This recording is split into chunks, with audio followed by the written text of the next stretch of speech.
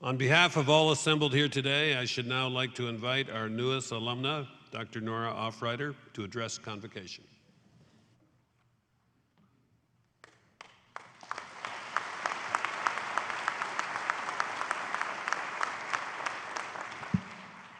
Thank you for the generous introduction.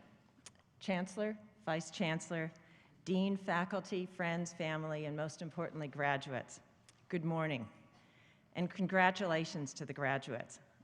Your parents and your professors will be very proud. I remember a couple of years ago when my son graduated from the HBA program and how important a celebration it really is and how proud we are. So you should feel very proud of your accomplishments over the last couple of years. It is such a privilege to be here today and a real honor because I never expected to be recognized such as this. And I'm particularly grateful because everyone in my family actually happens to be a doctor. And so finally, I get to be Dr. Aufreiter. So today is all around celebrating our graduates. And my role really is to share some thoughts that I hope will provide some insights to you for your future career.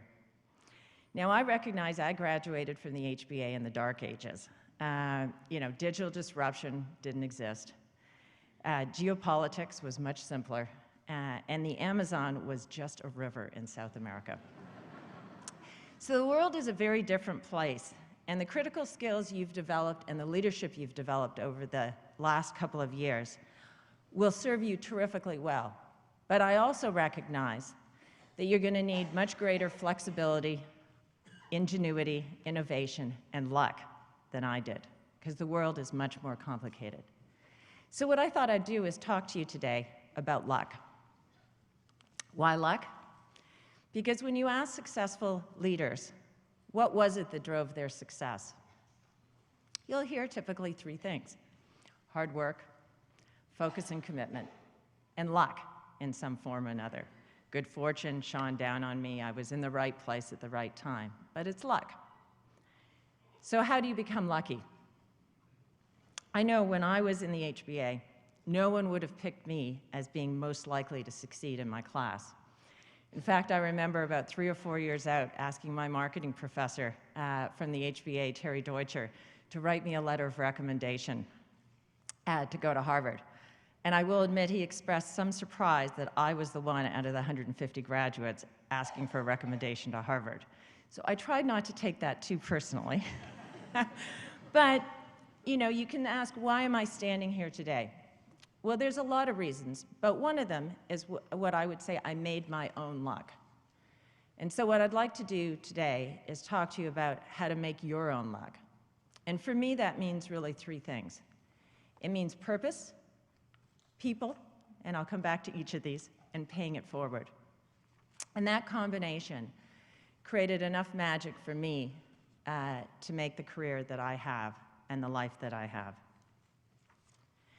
So if I talk about purpose, many people in convocation speeches, I made the mistake of listening to Steve Jobs and was totally intimidated when I heard his convocation speech. He'll talk about passion or vision of yourself out in 20 years. I'm going to be much more practical than that. I'm talking about purpose, clarifying the purpose of what are you trying to do over the next few years and why is it important to you. And the reason that's important is because certainly in the first few years of your career, you're going to be presented with a tremendous amount of different opportunities. And how are you going to make choices, the right choices for you? If you're going to make your own luck, you need to know what you're trying to do so you can choose the things that are right for you and however you want to define success. Since my retirement, I have joined the McKinsey Learning faculty, so a couple of times a year I go and I coach leadership in great places like Singapore and Kitzbühel. And we spend 5 days with consultants that are maybe 3 or 4 years older than you are. And we help them increase their self-awareness through reflection and experiential learning. And by the end of those 5 days, we get them to commit to a purpose. And the most successful consultants that I've seen are ones that have a great clarity of purpose. What are they trying to do, and why are they trying to do it? And I would encourage you to do the same as you start your journey. As I look back on my career, there were probably 6 or 7 pivot points that fundamentally changed my trajectory. And a lot of those arose from, some decisions I made that didn't seem that important at the time. And yet they changed the course of my career and my life. So for example, when I was graduating from the HBA, my purpose was twofold: build international experience and do it quickly. I was impatient. And I made 3 decisions. The first was to join Bank of America Canada, rather than the Royal Bank where I'd worked for the past couple of summers. And the reason I did that was because they were the largest international bank in the world, and they offered me a job as a corporate lending officer that no Canadian bank would give me without an MBA.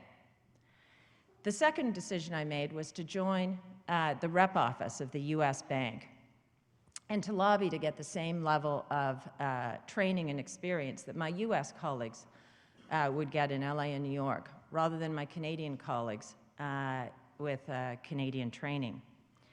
And then the third decision I made was to go to New York after about 12 months when my boss offered me a 3-month opportunity to go and restructure Pemex, Mexico's national oil company. And the reason he gave me that job was because he knew what my purpose was. He knew what my interest was, and he trusted me to do a good job. Now, if I had had a different purpose, I don't think I would have necessarily looked for those opportunities or made those decisions. And so I think it's incredibly important for you to know what you are trying to do and to reflect on it, however you define it. These career experiences completely changed my trajectory. They gave me the story that got me into Harvard. They ultimately made me choose to leave the bank. And they were opportunities that were presented in the first 2.5 years of my career. On people, again, I never would have had the opportunity to go to New York if my boss hadn't trusted in me and understood what I was trying to do and cared enough to create that opportunity. So he took a risk because he cared about me and he knew. And the lesson in that I want you to take away is that if there are 3 or 4 or 5 people who are trying to help you on your career, rather than trying to do it on your own, you'll be much more likely to make your own luck. I know that I've worked with many CEOs over the years, and the most successful ones are those that spend an awful lot of time trying to find a great team they can surround themselves with, that they trust, that they know are focused on helping that CEO be successful. And I would urge you to look for your people and to find those mentors and sponsors who are going to help you succeed and take risks so that you can indeed make your own luck.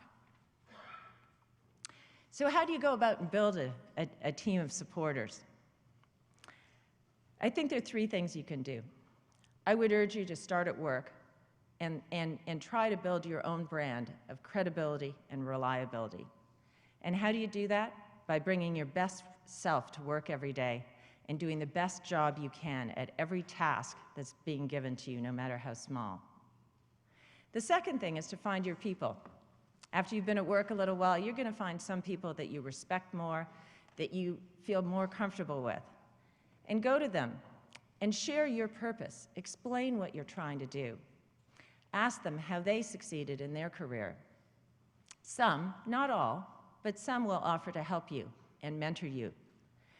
And those are the ones where if you have the nerve to build the relationship, they will continue to support you for many years to come. But first, you have to take the courage and ask for their help and advice. I know when I was junior, I was terrified of talking to senior people. I always thought they were going to be too busy to bother with me. And I would urge you not to be afraid, because it's actually a compliment. Everyone loves to get advice. Everyone loves to be asked about their perspective, and it's a joy, not a burden. And the last point I would want to emphasize is this is not a one-time activity. When you find mentors, stay in touch with them and keep them abreast of what you're up to. I know that over a 30-year career, I have a whole network of folks that I still go to for advice, and I've known many of them for more than 2 or 3 decades.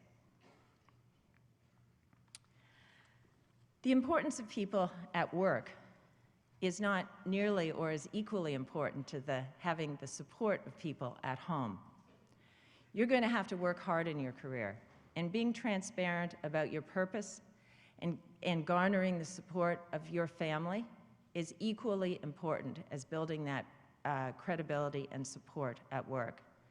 Indra Nooyi, the CEO of Pepsi, she is quite adamant about the most important decision you make in life is who your life partner is.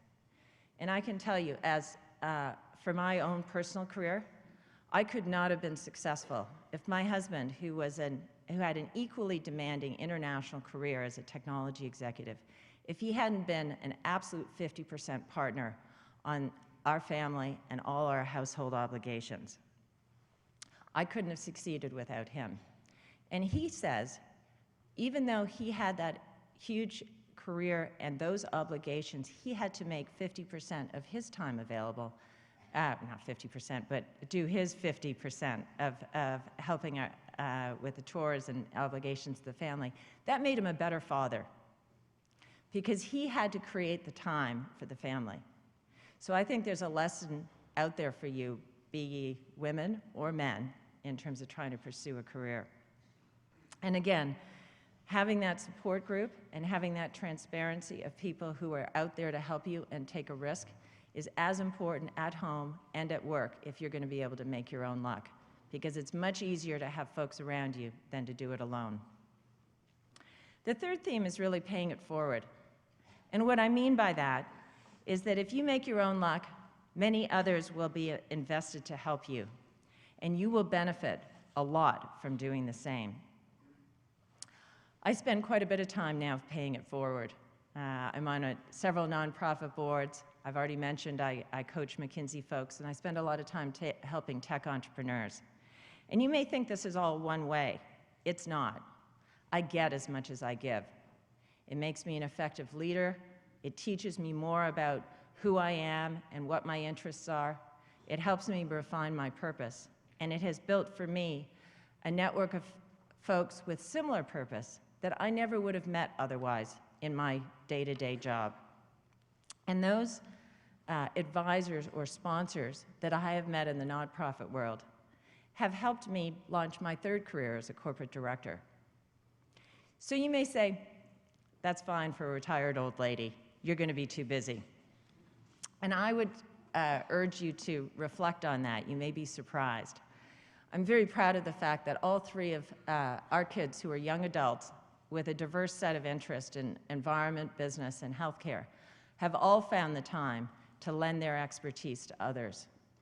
And I think that kind of time spent, again, you get as much as you give, and it has helped them learn more about who they are and refine their purpose. So again, I think if you are going to make your own luck, being clear around the purpose, having people to help you, and paying it forward is really a magical combination that certainly helped me make my own luck. And I'd urge you to reflect on in the next few months as you start your careers, to ask yourself 3 questions.